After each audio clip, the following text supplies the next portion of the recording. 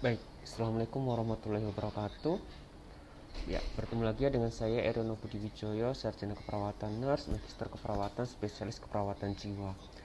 Baik, saat ini kita akan memasuki materi ya untuk fase-fase halusinasi. Jadi kita refresh ya tentang halusinasi ya. Barangkali di sini saya fokuskan untuk fase-fase halusinasi saja.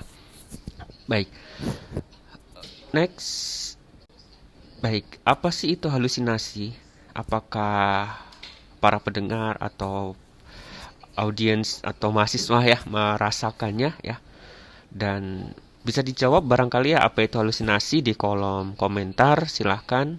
Saya tunggu ya, barangkali 1 menit ya, silahkan.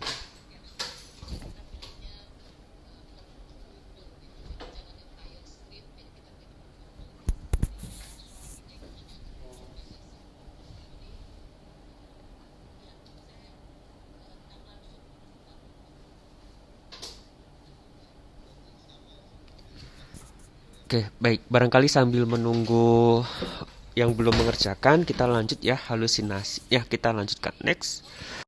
Nih, apa sih halusinasi itu? Ya, halusinasi adalah persepsi panca indera tanpa adanya rangsangan dari luar yang dapat mempengaruhi semua sistem penginderaan, di mana terjadi pada saat kesadaran individu itu membaik seperti itu, ya, atau dalam keadaan individu itu baik. Nah, ini adalah halusinasi, definisi dari Direktorat Bina Kesehatan Jiwa.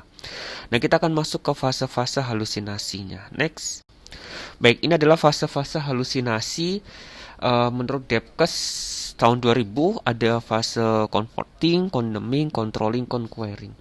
Perlu diingat bahwasanya fase halusinasi itu mulai dari dia comfort, nyaman, kemudian condemning dia menjijikkan atau menakutkan seperti itu, dan controlling dia halusinasi sudah mengontrol orang yang mengalaminya, dan conquering ataupun menaklukkan. Jadi halusinasi itu sudah menang seperti itu ya di atas penderita. Nah, kita akan spesifikkan satu persatu barangkali. Next. Baik, ini adalah fase controlling ya. Fase controlling di sini adalah fase di mana memberikan rasa nyaman atau menyenangkan ya. Tingkat ansietasnya itu sedang. Secara umum halusinasi itu merupakan kesenangan. Jadi dia akan tertawa sendiri gitu ya. Dia akan melihat hal-hal itu nyaman seperti itu. Dengan karakteristik yang muncul pada pasien itu adalah mengalami ansietas kesepian, rasa bersalah, ya, kemudian fokus pada pikiran yang mengatasi ansietas, pikiran dan pengalaman sensori, ya. Nah, perilaku yang muncul yang tadi saya sampaikan, dia akan tertawa, tersenyum, gitu ya. Kemudian gerakan bibir tanpa suara, jadi seperti dia mengajak berbicara seperti itu, gitu ya. Kemudian ada respon verbal yang lambat atau berbicara sendiri. Nah, itu adalah fase comforting, di mana dia fase pertama yang akan muncul pada pasien-pasien dengan halusinasi. Oke, baik. Next. Baik. Yang kedua adalah fase condemning, ya. Fase condemning adalah fase di mana klien merasa halusinasinya itu menjadi menjijikkan. Kemudian tingkat kecemasan itu menjadi meningkat ya, berat. Secara umum halusinasi ini akan menyebabkan rasa antipati dengan orang lain. Karakteristik yang bisa muncul ya pada fase ini, dia itu bisa jadi akan menarik diri, menghilang dari lingkungan seperti itu ya, karena memang perilaku ansietasnya itu muncul gitu ya. Nah, kemudian ada kehilangan kemampuan membedakan halusinasi dan realita. Jadi di sini sudah tidak bisa membedakan mana itu halusinasi, mana itu realita. Jadi proses di mana dia sudah mulai tidak bisa membedakan itu. Nah, ini mulai tanda-tanda di mana dia harus merujuk ataupun harus dilakukan treatment agar dia tidak semakin parah.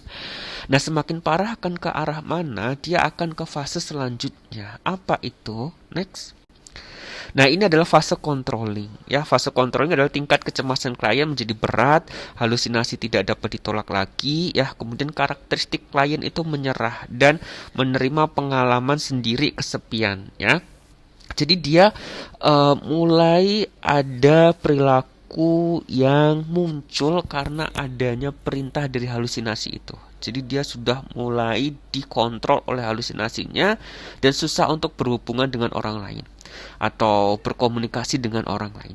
Barangkali di sini apa yang diucapkan atau apa yang diperlihatkan oleh halusinasi ini ya, itu akan dia lakukan.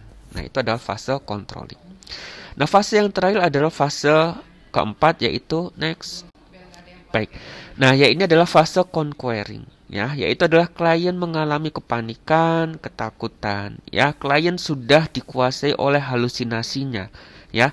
Karakteristik pengalaman sensori menakutkan itu berlangsung lama dan intensitasnya itu lebih sering muncul. Jadi ini fase terakhir di mana pasien itu sudah takluk dengan halusinasinya ya.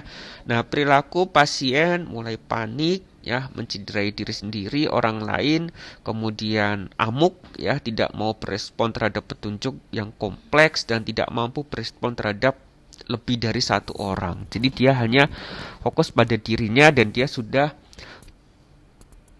tidak bisa ya mengontrol dirinya, jadi dia sudah takluk dengan halusinasinya. Baik, next. Baik, di sini adalah kondisi fase 3 dan fase 4 yang tadi saya jelaskan di awal. Dia mulai harus ada perawatan psikiatrik ya di rumah sakit jiwa karena memang perlu treatment, perlu pengobatan agar dia tidak semakin parah ataupun minimal dia kembali ke kehidupan sosialnya itu dengan lebih baik seperti itu ya. Next. Jangan ragu mencari bantuan profesional apabila dirasa pikiran kita, perilaku kita sudah menyimpang dan juga tidak terkontrol oleh diri kita sendiri ya, terbuka untuk semuanya. Barangkali saya juga membuka konsultasi apa namanya ya, kesehatan jiwa ya, jadi nanti bisa hubungi secara personal. Saya juga membuka praktek secara online ya, kalau secara offline-nya secara ini belum berdiri seperti itu. Baik, barangkali itu saja. Semoga bermanfaat dan segera hubungi puskesmas terdekat apabila memang muncul tanda dan gejala untuk halusinasi ya. Bisa libatkan kader ya, nanti akan dirujuk ke jenjang yang lebih tinggi yaitu rumah sakit jiwa. Barangkali itu saja. Jangan lupa like, subscribe, and komen kalau ada pertanyaan-pertanyaan yang barangkali ingin didiskusikan lebih lanjut. See you on the next video. Saya tutup. Wassalamualaikum warahmatullahi wabarakatuh.